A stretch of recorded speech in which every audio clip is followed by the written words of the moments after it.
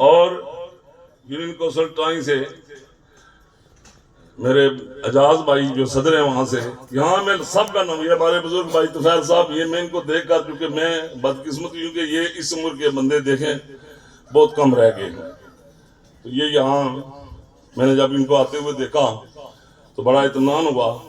यहाँ काउंसलर बैठे हुए हैं, इफ्तिखार भट्टू साहब, ये सारे, ये मेरा भाई 14 साल के बाद इंग्लैंड से आया राजा सईद साहब,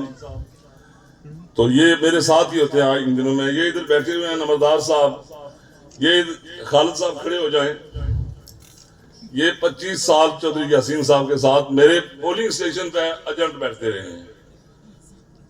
तो आज अल्लाह की मेहरबानी से इन्होंने कहा कि आप उस पोलिंग स्टेशन की फिक्र, आप वहां नहीं आएंगे, वहां मैं रहूंगा।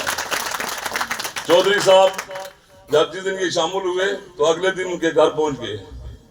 पूरा टब्बर लेके, तो इन्होंने कहा नहीं, फैसला हो चुका है, चाहे कुछ भी हो जाए। मतलब उन्होंने सड़कों के लिए इनको ये कहा, ये पैसे दो, इन्होंने वापस, मैंने कहा 35 साल रहे हो, वापस क्यों किए?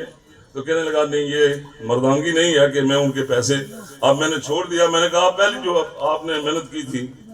आप वो लेते। यहाँ पे सारे यहाँ बैठे इकबाल साहब हैं, अरशद साहब, अब ये सारे लोग जहाँ जो बैठे हुए हैं, अदरी सजाद साहब आपसे बात करता हूँ कि ये घर का प्रोग्राम है, अभी अज़ान हो जाएगी और उसके बाद नमाज भी होगी, तो मैं थोड़ी देर बातें करूंगा, फिर नमाज पढ़ लेना। मैं चाहता हूं कि इसी घर में इनकी जो है ना सगी बहन फोत हुई है, अभी तक उसका 35 की दुआ नहीं हुई है। तो मैंने बार बार जब ये कहा, सुबह भी मैंने 6, साढ़े 6, 7 बजे चेयरमैन मुमताज साहब से बात की, तो इन्होंने कहा नहीं कैंसिल करना है, मैं घर का प्रोग्राम है, ये